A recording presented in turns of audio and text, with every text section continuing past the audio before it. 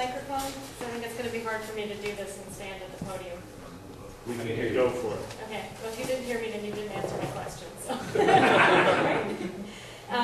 So I'm Tara Murray. I think all of you know me by now. I'm the librarian for the APRL. Been here for a little over a year.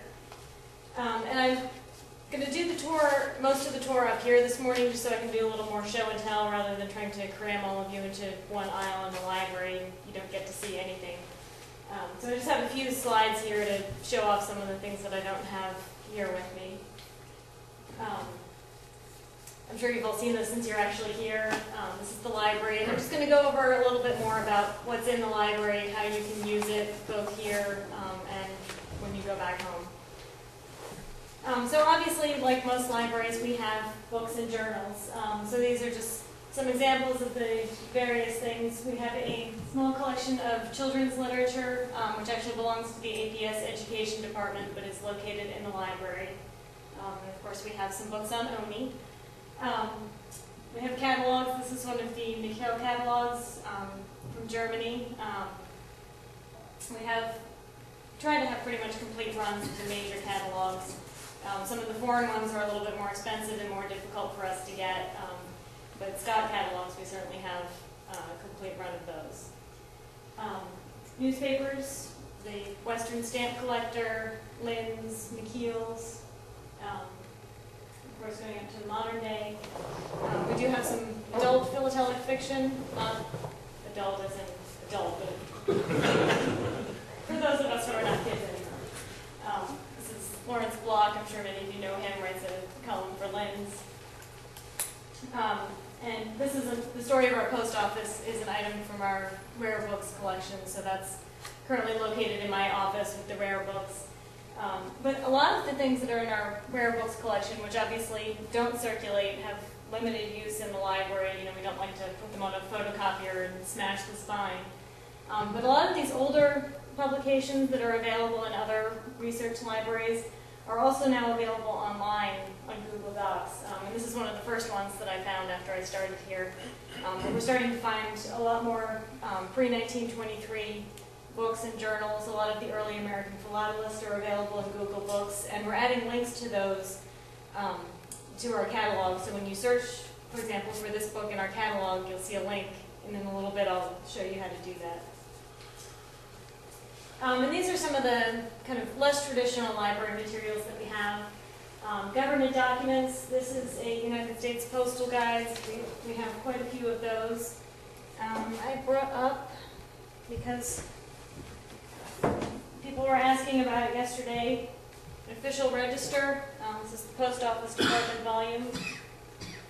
And this lists, I can pass this around so you can see it, Post Office, county, name of the postmaster, and the compensation, which I'm sure most of you know can be related to the volume of mail. So there's a lot of information for postal historians in here, because you can tell the volume of the mail, but it's also could be very useful for economists, demographers, all kinds of social scientists, because you're getting an individual's compensation here, you're getting volume of mail, you're getting geographic information.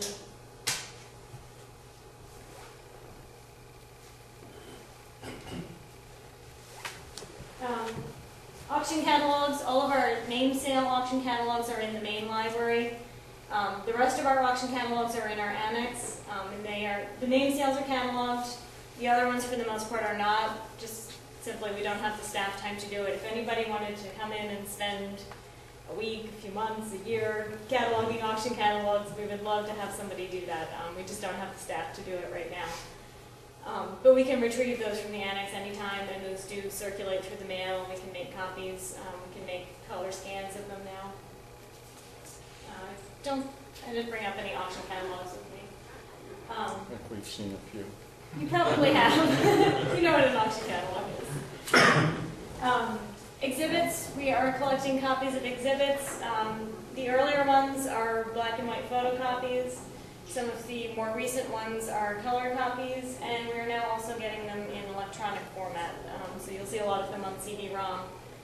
If you go down and look at our new books display in the library, you'll see a few of the exhibits on CD-ROM down there. Archives, this is where I really brought brought some show and tell because this is the stuff that you would never see. You know, you'll see exhibits, you'll see government documents, you'll see auction catalogs if you walk into the library.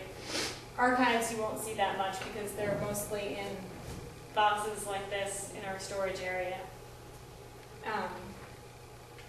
We of course have the APS and APRL archives. This is an item that was included in the 125th anniversary exhibit that we did. This is the 1908 American Philatelic Association convention. When the convention closed, it was the American Philatelic Society. 1908 is when the name was changed. And this is also a neat one because it's from a convention in Columbus, Ohio, which is where we met this year on our anniversary year. Pass that around. Looks just like you all do at conventions today. And the archives go up through the present day. We're still adding to them actively. So this is a dedication program from when the American Philatelic Center here in Bellefonte at the Match Factory was dedicated. Start some of these on the other side of the room so you guys have something to look at. Some of the more fragile items I'm not going to pass around, but you're welcome to come up here afterwards and take a look through them. In fact, some of you have already started.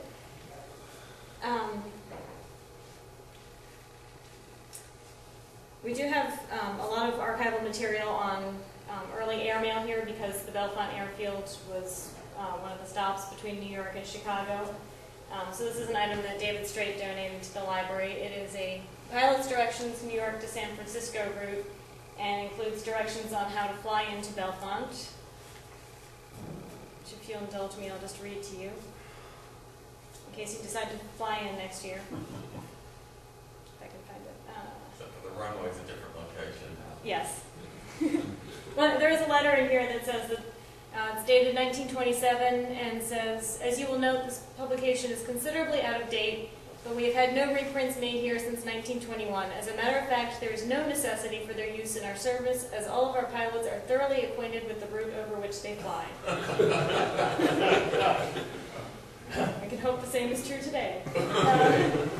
After crossing another mountain range without a pass, Bellefonte will be seen against the Bald Eagle mountain range. On top of a mountain, just south of a gap in the Bald Eagle range at Bellefonte, may be seen a clearing with a few trees scattered in it.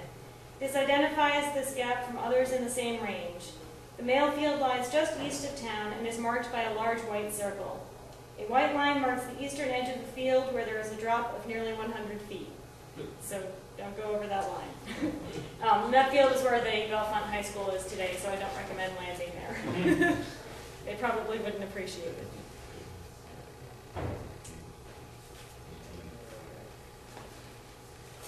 A very heavily used part of our archives are the clipping files. And this is an example from the Belmont Ferries clipping files. Belmont Ferries was a member of the Citizen Stamp Advisory Council and also a philatelic journalist. And this file here is about the Arbor Day stamp of 1932. Shows stamp designs. We have both rejected and approved designs here. And this one is, the Arbor Day stamp is a pretty interesting story because people went back and traced the tree that these two kids were shown planting. And of course this stamp depicts actual living people because, if you look at the stamp design and the photo of these two kids, you can clearly recognize them. And Bonnie Farmer in our editorial department wrote the story of this stamp for the PLR. I think last year or the year before. Pretty recent. What's that? It was pretty recent. Yeah, it's since I've been here, so sometime within the last year, I think. And this file happens to actually have a stamp in it. But for the most part, the library doesn't include stamps, but we do have a few things that will have stamps in them. Those generally don't circulate. In fact, one of the things you don't have on that is stamp albums. Yes, which actually I didn't bring up any, but we do have a collection of stamp albums in the library. And somebody was asking me last night at dinner whether I think it was Stephen Rod was asking me whether I thought an old stamp album with no stamps in it was philatelic literature, and I said yes, because that helps to tell the story of how collecting developed and also how stamps developed, because you can see, when varieties are identified or, other stamps are added, so you can see the number of stamps change if you have a whole run of these albums. So most of the albums that we have are not in very good shape. They've been used, they've been sitting around in people's attics. And some of them do have stamps in them. Generally the stamps are stuck to the pages, not in great shape, or they're falling out. But it is an interesting record in that we have topical albums, we have very early albums that are worldwide, we have more specialized albums, including more modern ones.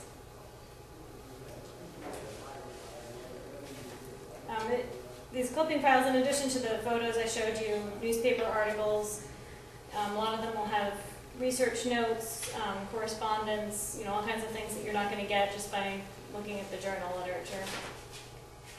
And most of the Ferries archives, which also include material from Forrest Ellis and John Stark, are organized by Scott number. So anything relating to a specific stamp you'll find by Scott number, which makes it very easy to use, even though we don't really have an inventory of the collection.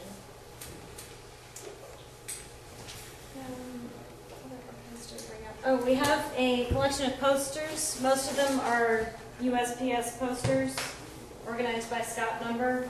I thought I would bring this one up since we were talking about airmail is socially correct yesterday. This is not a particularly rare item. You can actually buy these for a few dollars from the National Archives and Records Administration on their online store.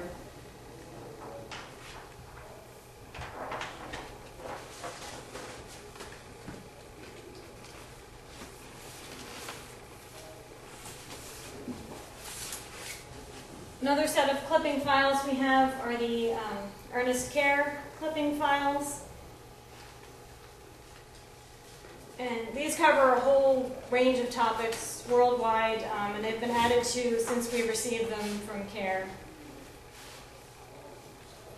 This particular one is on Confederate mail. I brought this up since our theme for next year's symposium is Mail in the Civil War. So this is a more traditional clipping file in that it mainly contains clippings from journals and newspapers. A lot of them are from the Philatelic press. This doesn't say what journal it is, but I'm sure it's a Philatelic journal.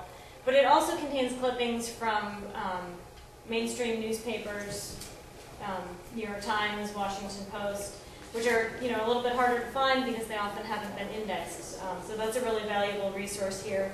They also sometimes contain things like show programs, exhibition posters, that you wouldn't find in the literature. And these are all arranged by either topic or country. There are biographical files, there are topical files, flowers on stamps, things like that. And the larger folders are where CARE had more of an interest. So the countries he collected, I think Switzerland is one of them, will have a huge file. The countries he was less interested in will have smaller files, but it covers a lot of ground. We also have the American First Day Cover Society archives. There are two sections to those archives. One is arranged by cachet makers, so if you have any interest in first day covers, doing research on the cachet makers, these are a really good resource. And again, they contain all kinds of things, handwritten notes, correspondence, advertising for the cachet makers, biographical information, photocopies of covers, sometimes actual covers. Sometimes this one will have even small books included in them, which may or may not also be in the library collection. And these are maintained by the American First Day Cover Society. And there's also a section of those archives organized by Scott number for stamps. Yes? When you talk about the clippings files, you mention the name CARE, Yes. and how is that spelled? K-E-H-R. And I can pass these around. I'm not passing around the clipping files just because it's so easy for something to get separated, but if you want to come up and look at them, feel free. Or if you want to request one, we have library staff here today until 3, so we'd be happy to retrieve anything from the annex for you. And this is a brief overview of APRL collections that gives you a little bit more background about the clipping files and some of our other collections.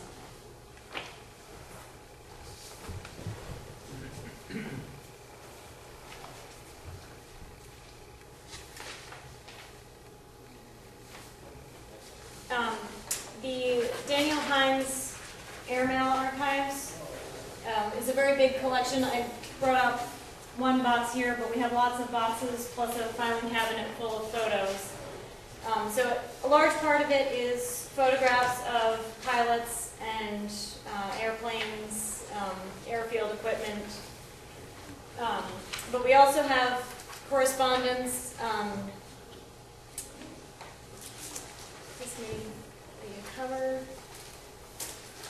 But this is a pilot's book that shows, for this pilot, Charles H. Ames, the dates and starting and ending points of all of his flights. So, for example, Cleveland to Belfont, Belfont to Cleveland. Actually, it's not the departure and arrival times, it's the durations of the flight. So, Belfont to Cleveland, 2 hours, 2 minutes.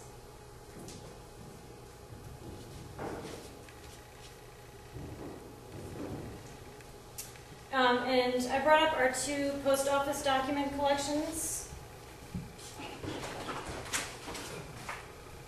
which we're starting to, for more of our archival collections, create finding aids. These are 2 examples from the post office collections that I'll send around. What these do is, first of all, they let people know about the collections that we have because we can make them available online. Give you the title of the collection, the dates that it covers, a description of the kind of material that's included. This one is the Arensberg post office, not far from here, so I was able to contact their local historical society and get some pictures of the post office and general store that the documents came from. I've actually been in touch with one of the descendants of the postmaster, so she may be able to provide some more information about the family that owned the general store and post office. And it also, thanks to our volunteer David Strait last summer, has a complete inventory of everything that is in the 2 boxes, including the form number. The Milford, Iowa post office documents came from the George W. Brett collection. They were donated this summer during summer seminar by Roger Brody. And Don Heller, who is a local member here, came in over the summer during volunteer work week and did another finding aid with inventory. This is not as varied a collection of forms and not as large a collection, it's just 1 box. But we have a complete inventory.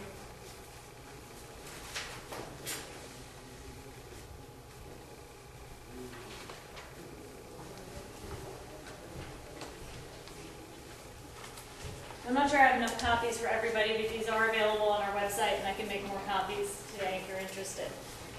I just brought out a couple items from these collections. Since we were talking about this kind of thing yesterday or the day before, this is where they stamped the postmarks every day. Unfortunately, this isn't where they did their accounting, so we don't have any numbers of volume of mail going out or received, but it does have the postmark every day. That's from the Milford, Iowa. This is also from Milford, Iowa, cash book. And then from Arensberg, we have a money order cash book.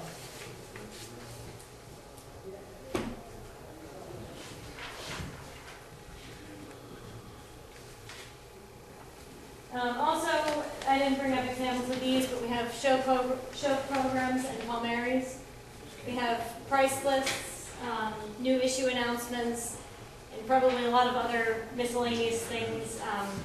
Vintage stamp ties, commemorative wine bottles, trophies, medals, badges from conventions. And actually, if you're interested in collecting that kind of thing, we have some duplicate convention badges, mostly from APS shows from our archives, that are for sale down in the library. So I've seen a couple of people wearing some old badges from conventions at this show. Indexes and bibliographies. I'll show you our union catalog and article index in a little bit. But these are some of the other things that will help you find out what's in our collection and access these materials, because not everything is in one database. So this is our archive profile, which when we go downstairs I'll show you. This is an index on cards, and there's a list of the journals that are indexed. It appears pretty comprehensively by E.T. Piper, who is librarian for the Garfield Perry Club. And he did all his indexing on, they're not even cards, they're scraps of paper. This is an example of one of them. And by looking at this, you can see why it's such, we'd love to have it in digital format, but you can see why it's such a challenge for digitization, because it's really going to have to be hand entered for the most part. You're not going to be able to scan this in OCR. But for this period of literature, roughly up until 1969, until he indexed right up until his death in December 1969. But it's our main access point to this literature because a lot of it has not yet been indexed, although some of our volunteer indexers are starting to work backwards and index some of the older literature. And we also publish a lot of indexes and bibliographies in the Philatelic Literature Review, which is our library journal, and we have copies for sale or for borrowing or photocopying down in the library. You can also subscribe to it and receive it in paper copy or electronically. I'll do a little demo of the catalog after we get through this. I think probably a lot of you know, but you can all, as APS or APRL members, use the library by mail. So we can make photocopies of articles, chapters, pages from auction catalogs, that kind of thing. We can't copy whole books, both for copyright reasons and for staff and equipment reasons. So we can send you photocopies. We can also lend books through the mail. Obviously, archival material like this doesn't circulate, but we circulate pretty much everything except our rare books and closed stacks items, and we don't circulate the most recent Scott catalogs because we need to have those in the library for reference. Pretty much everything else will go out in the mail.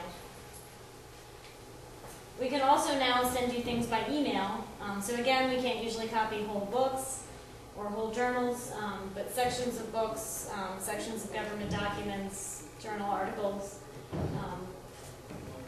You'll see this when we go down to the library. This is our new book scanner purchased by the members of the Mighty Buck Club.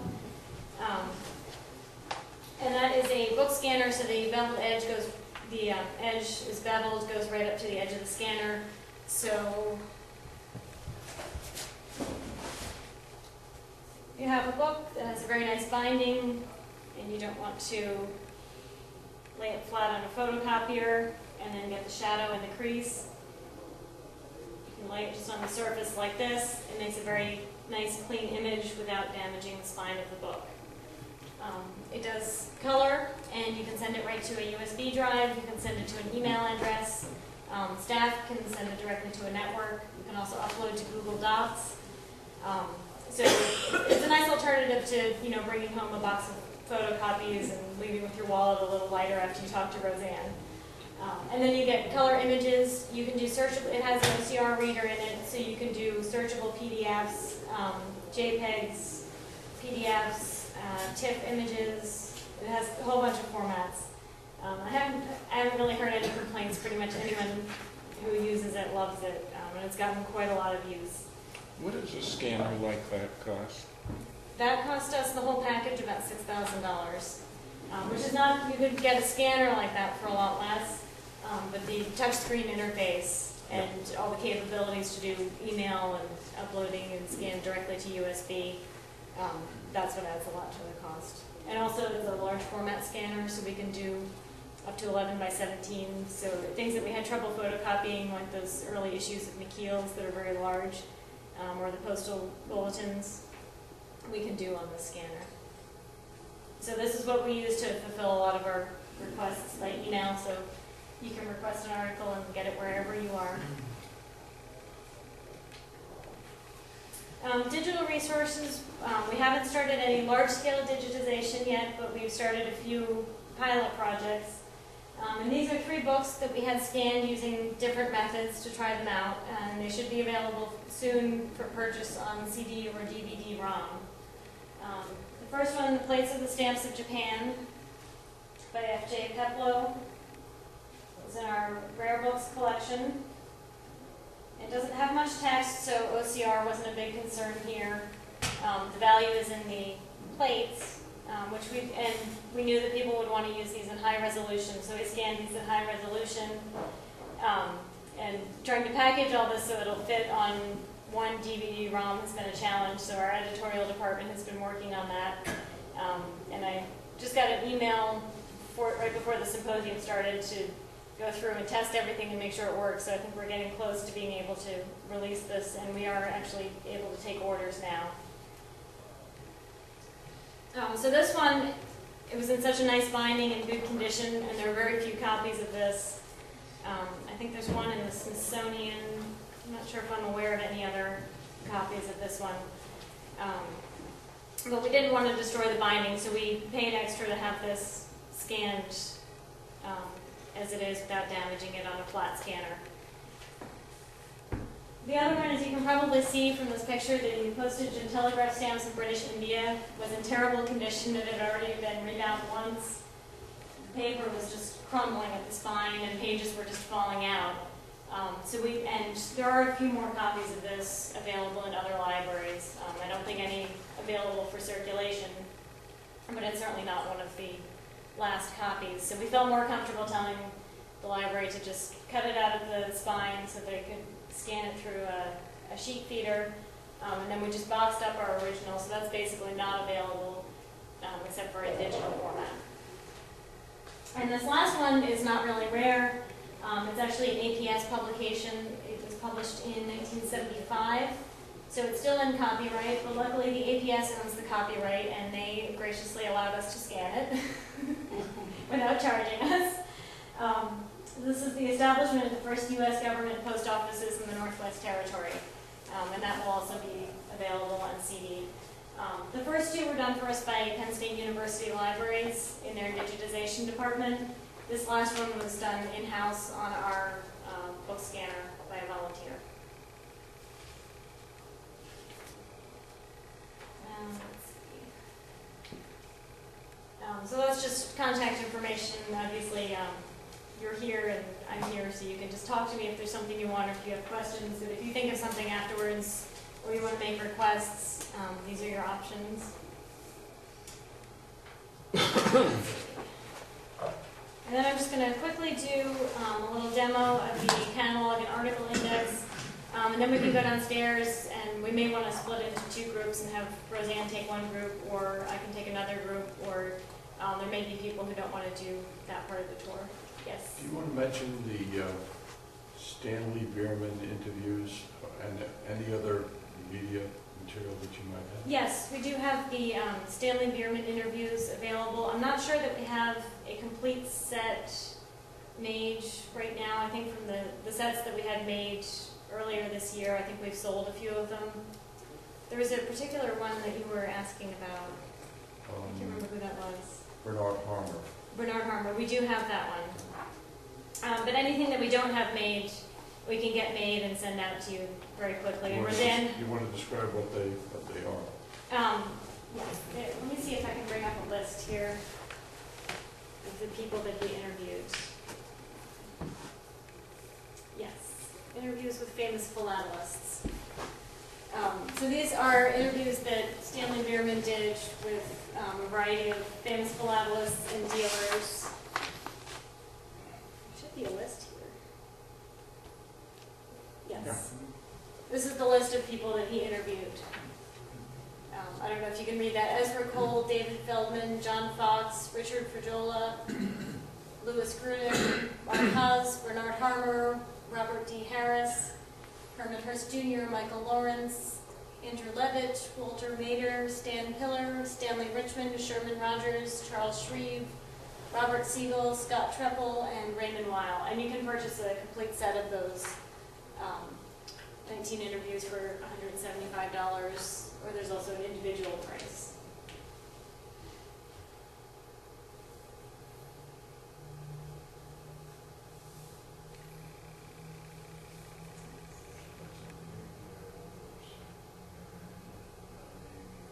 Well, they're one and the same, basically. Yes. Yeah, you can get to, It's not separate, it's just a tab.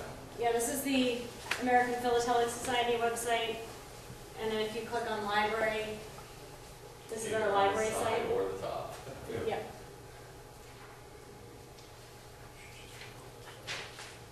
And over here on the left is the link to our online catalog. It's just like this, it's a redirect. It's a redirect.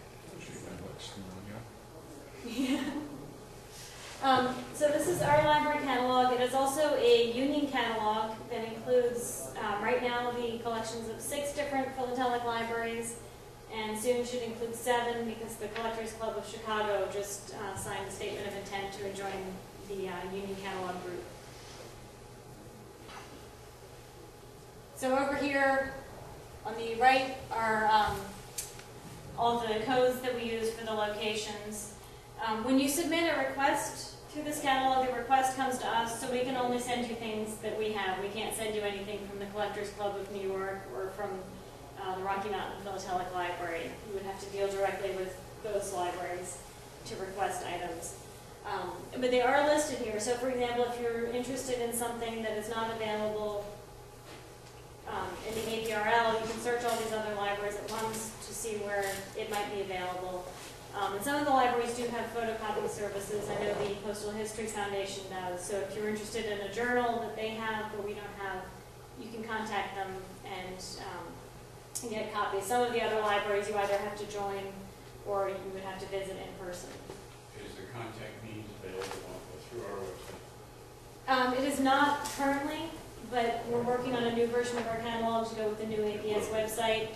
And in that, all of these will become links that will go to a description of, what the strengths of that library are and some contact information for them. Google's amazing.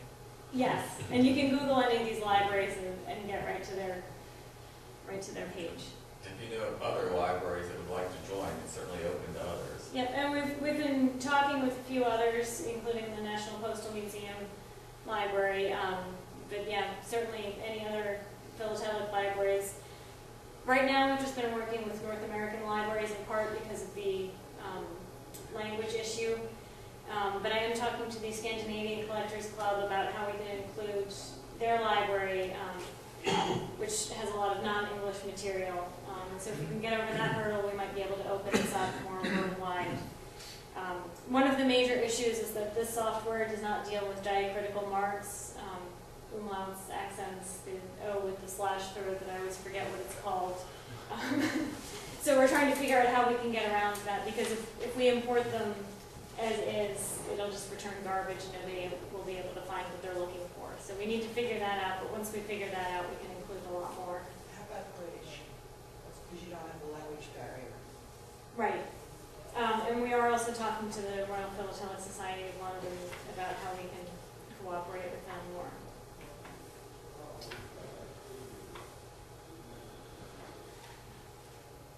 So just to show you a little bit about the catalog, when you're searching here, especially when you're first starting out, less is more. All of these fields are available, but that doesn't mean you need to fill all of them out, because when it returns results, it's only going to return results that match everything that you put in if you keep these ands here. So if I fill out all of these fields, it's going to do an exact match, and the chances of you entering something exactly the way our cataloger entered it are pretty slim. Even if you're, maybe especially if you're also a library cataloger. So I'm just going to do a search here on an author's last name, so I put in Lira for Tom Lira. I'm just going to try that search as is and see what happens. So this is the simplest search, either just doing a title, an author, or a subject. So I found 44 records.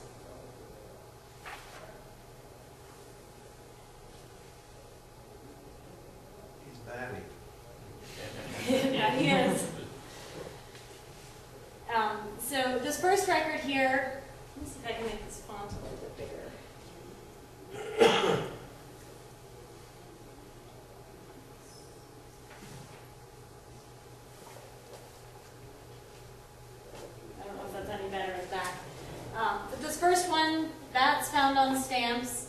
This is an article. It says article right here at the end.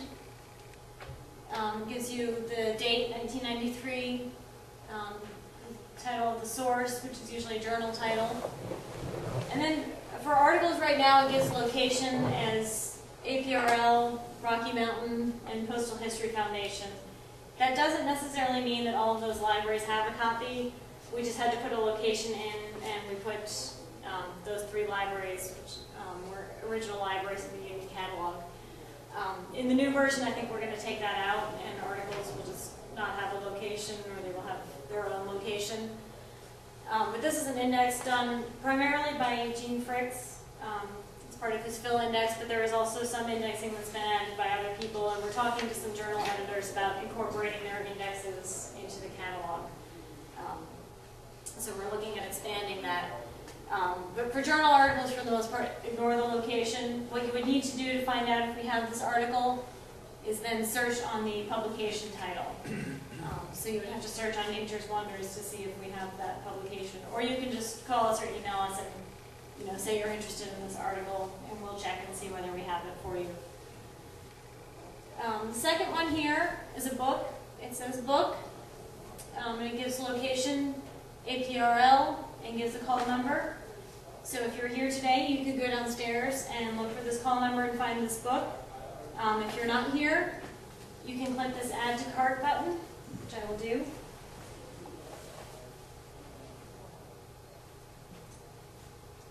And then once you're done doing all your searching, you can use your cart to request material from us.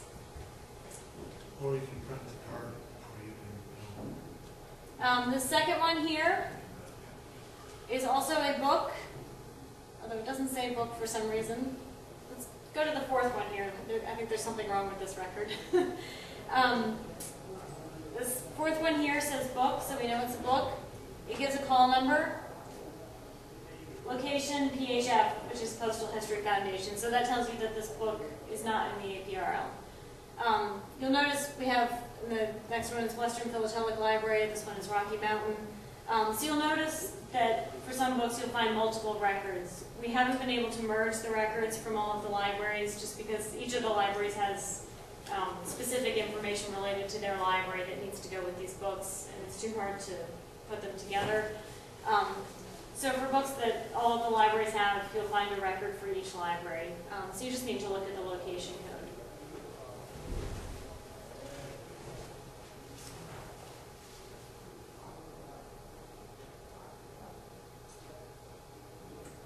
If you know you're only looking for items available in a specific library, you can use this location box to select the library you want to search in. So for example, you're sitting here in the library at the APRL, so you only want to search things that are available in the APRL.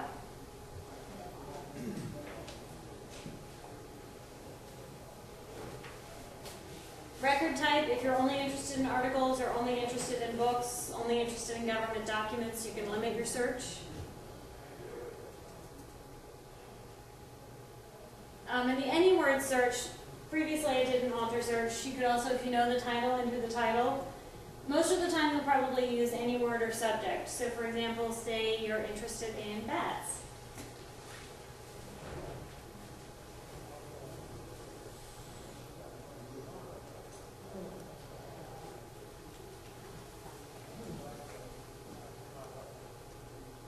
So we found 13 books, or articles, I entered an article, on bats.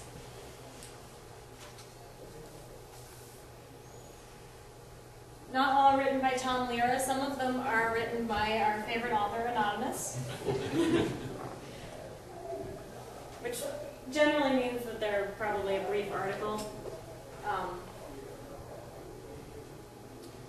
You can see, like this one looks like it's just one page. This one is 3 pages, so it's a little bit longer. Just like books, you can add these to your cart and request them, and we can send you either photocopies or scans, assuming we have them.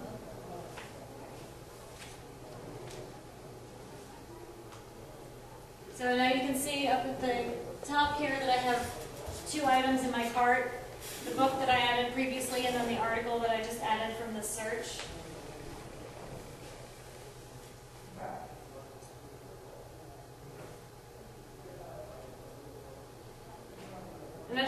quickly show you truncation. So for example, if you want to search for postmarks, but the title or the subject might be postmark single or postmarks plural. So if we want to search for both at once,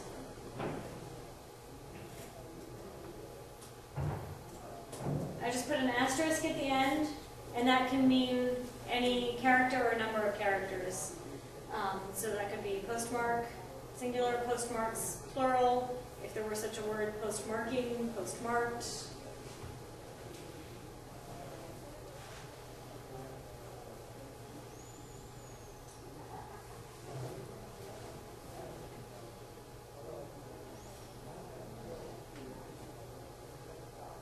This might be a big search, so it might take a minute or two here. You do want to be a little careful with the truncation character. So for example, if you were looking for Scott or Scots, and you put Scott with an asterisk at the end, that would also find Scottish. So the classic example is cat. Say you want to search for cat or cats, so you put C-A-T asterisk. That will find cat, it will find cats. It will also find cataloging, catalogs, catch, anything that starts with C-A-T. That would be catastrophic. Yeah, that is good. How does it sequence the records found?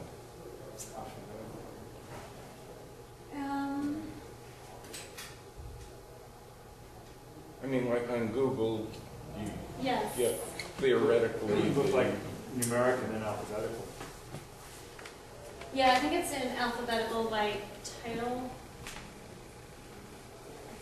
That's what this is Yeah, doing. numeric doesn't mean anything, it's just the first one is 1, 2, I mean, Well, You've got numbers these- behind it. oh, okay. These Oh, titles okay. all Yeah, start with okay. numbers, you Yeah, may not be okay, able to see okay. back there. So this title starts with Yeah, 1, no, so it's you're right. first. Yeah. This title starts with 3. Looks like it's numeric and Tara? alphabetical. Yes. In the new version, will we have the option to decide how we want to sort it? I don't think so, but that's certainly a feature I would like, because, Yeah. like for example, this search finds 855 records. You might be interested in the most recent, and not necessarily the first alphabetical, so yes, more sorting options would be very nice.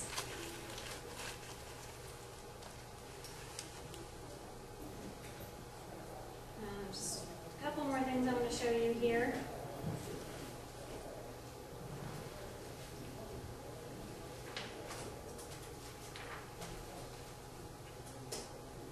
I told you earlier that the story of our post office is available on Google Docs and that we have added a link to it.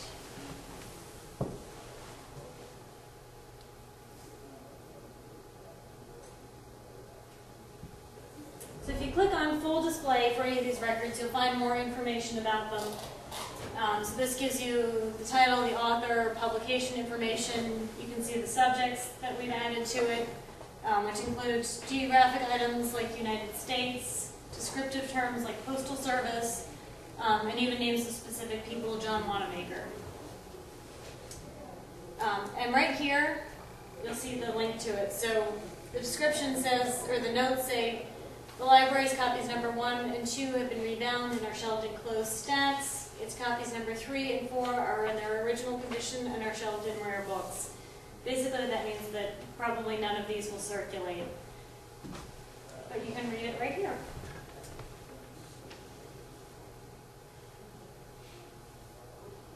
And if you find things on Google Books or any other website, if you know of a journal that's available in full text and we don't have a link in our catalog, I would love if you would send us an email or give us a call and let us know, and then we'll add the link here. A lot of these links are just what we found. We started to get people giving us links to things, so that helps, because we can't go through and check every single thing. We just don't have the time. But this is the book on Google Books. You can read the whole thing right here. You can download the PDF. You can search it. Let's see if there's anything else. Yeah. Couple of things. You want to mention that collection you started at High Trust? the digital bookshelf that you created, that's available to everybody. You might want to jump over a block on that too. Okay, first I want to, yeah. We could have gone all day with this tour. I just want to show you very quickly the cart, because this is how, if you were searching the catalog at home, you would request items from us. So I can review that I have 2 items in my cart, and yes, I'm very interested in that, so I want both of those things. So the default up here is request. I just click go.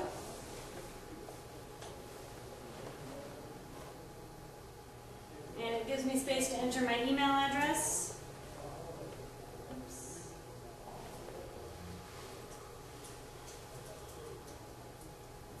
And name, address, and special instructions, because if you just submit this form like this, all we get is your email address. Sometimes we can find you by your email address, sometimes we know you, but a lot of times we don't. So I'll put my name, my address. If you can put your APS number, if you have it handy, that really helps us. And any special instructions. So I had an article in this request. My special instructions could include, I would like a color PDF of this article, or I would like a photocopy mailed with my book, or please call me before you send this article, I want to make sure it's the right article, something like that. You could also put something in here, like I was looking for a 3rd book by Tom Weir, I didn't find it in the catalog, can you give me a call and help me out? So you can enter any kind of instructions in here, including, call me before you send this out, let me know how much it's going to cost. We can give you an estimate over the phone. When we actually send you your material, that's when you'll get an invoice and the amount to pay. And you can, we're not going to hound you. You can just send a check back when you send your books. You can call us with a credit card, whatever's convenient for you. Cancel that so my staff doesn't wonder why I'm requesting books from them.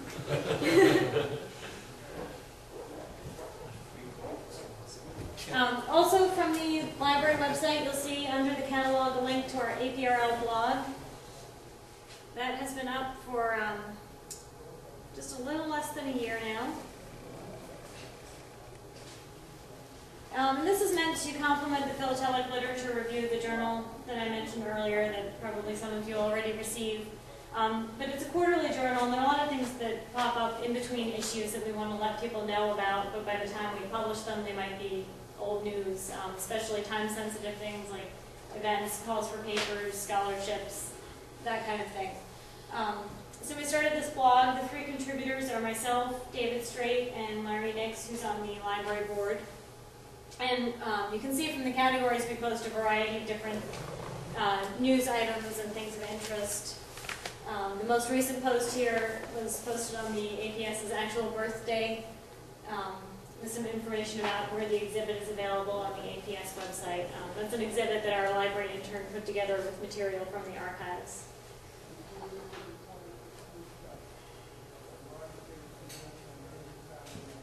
And we have a lot of information here about other Philatelic libraries, new book announcements, all kinds of things. You can subscribe to this. There is an RSS feed. If you don't know what that is and you want help subscribing, I'd be happy to help you. But you can also just go to this blog.stamplibrary.org and read anytime. There's no login, no membership required. And the last thing I want to show you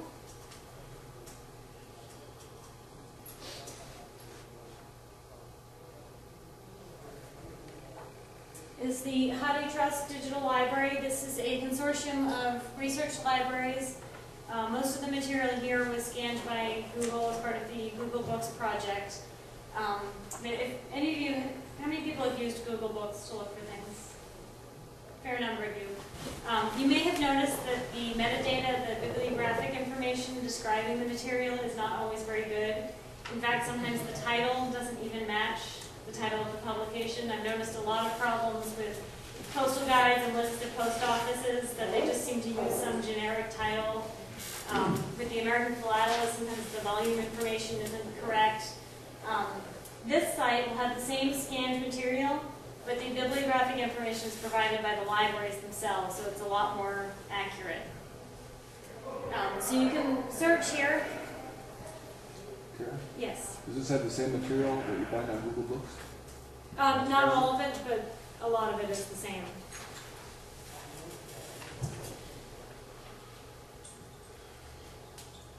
So, for example, if I search for American Philatelist, I'll find several records here. If I click on Catalog Record, that'll give me a listing of the actual volumes.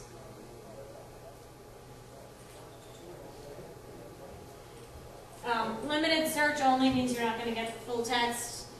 Full view means you can view and search and download the whole thing.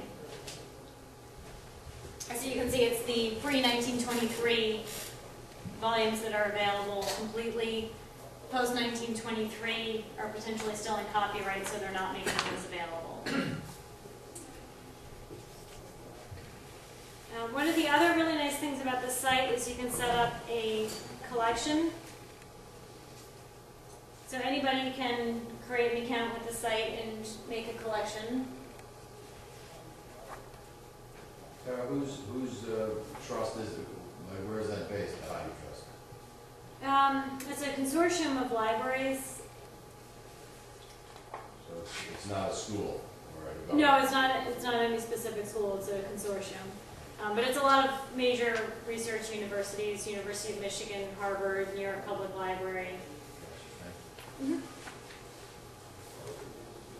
See if I can find my list here.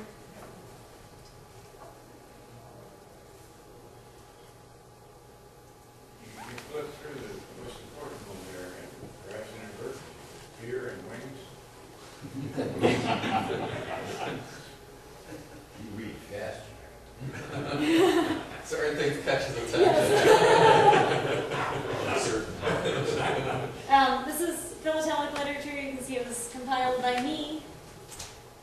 This is mostly just things I've stumbled across.